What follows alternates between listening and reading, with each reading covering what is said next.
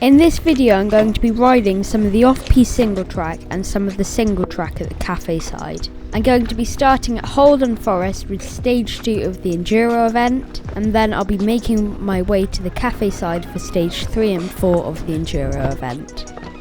Stage 2 is a lot more challenging than the other stages currently. It is one of my favourite stages as it's really flowy, but also there's some technical features like some drops and some rolls, which is very steep. I'm also going to be riding it blind, which is really hard as I haven't ridden it before, but I'm just going to go along with it and see how well I do. Personally, I think on this section of trail the most technical thing is the tree route. If you have a full suspension bike, you won't need to worry about this, as your suspension will just bounce you around a bit. If you have a hardtail, you might want to be ready when you're landing to absorb the roots. Now let's see what's in store for me further down the trail. Here there is a deep rhododendron corridor. This is really deep in the ground and is like you're going through a tunnel. You don't have much space to manoeuvre and it's challenging.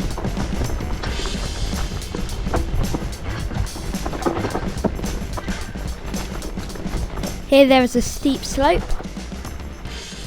Here there is a rooty, challenging section. There's a turn straight after it and then a steep slope. You need to be ready for this.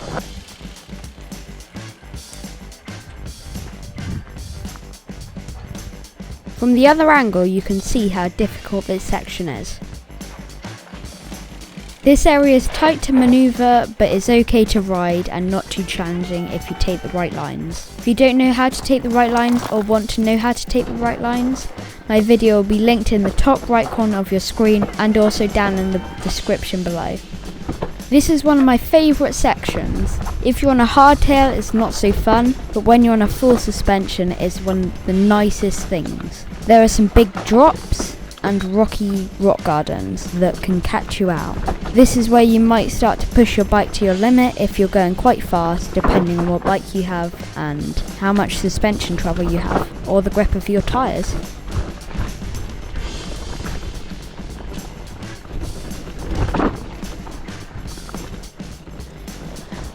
Although I wasn't pushing my bike to my limit, I was pushing my inner tubes to the limit.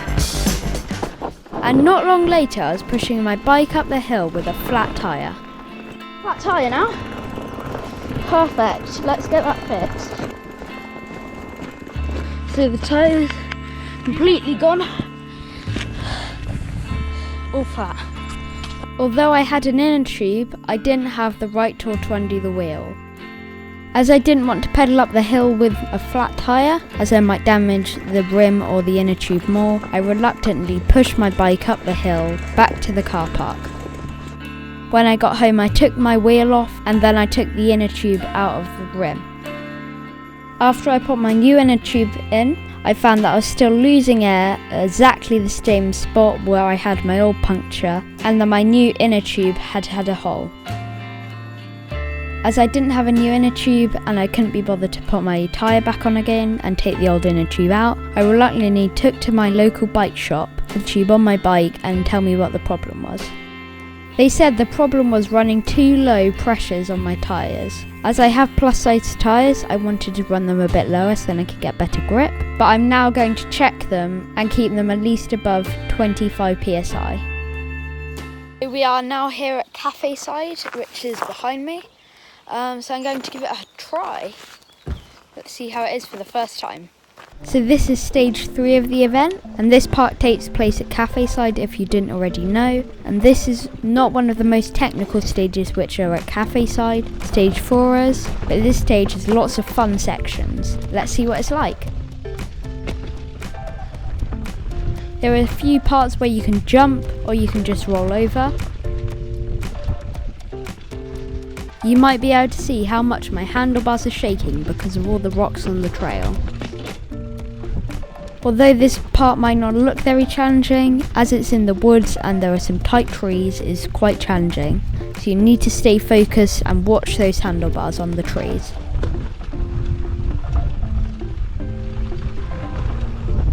Dotted all along these trails there's little mini jumps which you can take. You will also want to keep up your speed, so then when the uphills come, which are very short, you don't stop and have to pedal a lot when going up them.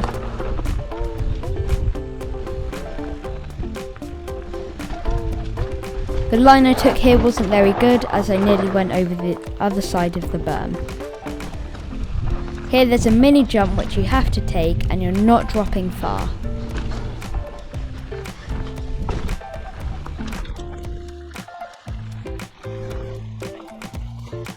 There are some mini rollers which you can use to pump.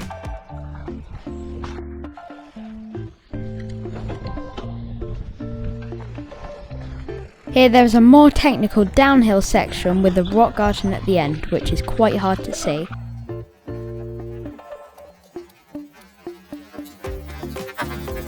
Now we can go over the fire road and then down this section of trail. This section has quite big jumps or rollers. I use them as rollers as they're easier, and if you try and jump them you usually go really far.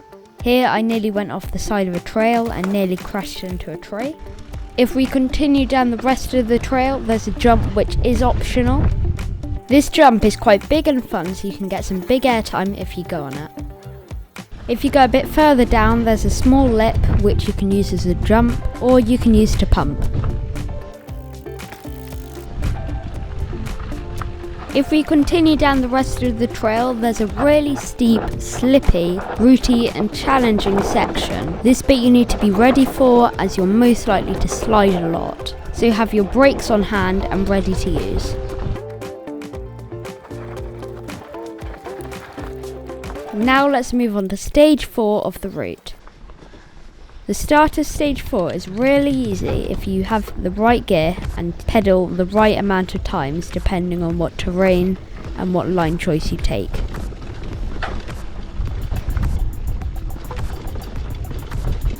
There's a mini jump, but if you don't have enough speed there's an optional workaround which is really easy and you can still carry about the same speed if you take it. After we cross over the fire road, there's a nice section of trail with quite a few jumps.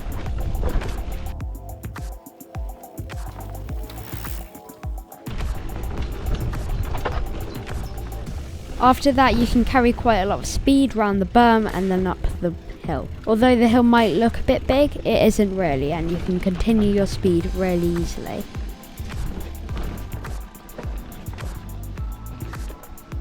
There's a few sections of trail where I definitely could have gone faster down here. There's a dead fallen tree which you can easily go through. As I saw people ahead I stopped, but there's a few jumps here which I definitely would have gone faster on if there was no one ahead.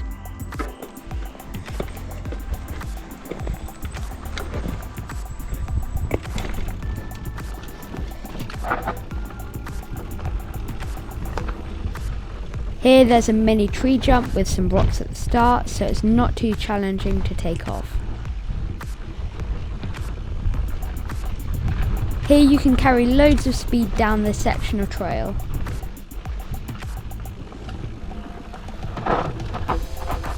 Now you go round the tight bend and down the toughest section of all the trails. Here is that section from a different angle. I decided to take the high line on these tough routes.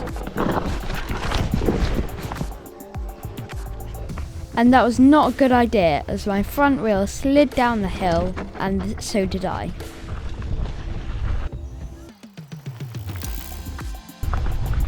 If we continue down the final section of stage 4, there's a slight uphill with some berms.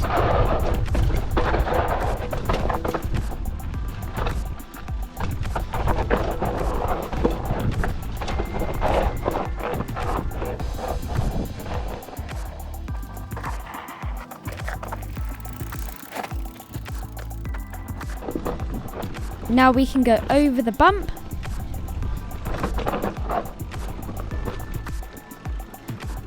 round the really tight berm, over the fallen tree,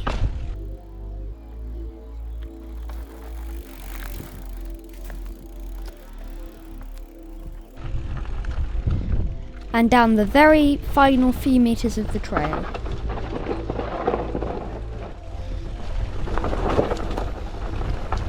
Thank you for watching this video. As always, in these map related videos, my map will be linked down below as a download. Make sure to like and subscribe, and I hope you look forward to my next video.